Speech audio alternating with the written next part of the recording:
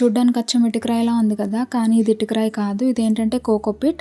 Plants పెంచే చాలామందికి దీని గురించి తెలిసే ఉంటుంది. దీనివల్ల మన ప్లాంట్స్ అనేవి రూట్స్ కానీ ఇవన్నీ బాగా గ్రో అవుతాయి. డీప్‌గా, స్ట్రాంగ్‌గా గ్రో అవుతాయన్నమాట. అండ్ దాంతోపాటు సాయిల్ అనేది మంచిగా ఎయిరీగా, వెల్ డ్రైన్డ్‌గా ఉంచుతుంది కోకోపీట్ అనేది. సో, ఇది నేను వచ్చేటప్పటికి నా ప్లాంట్స్ కోసం ఆర్డర్ చేసుకున్నాను.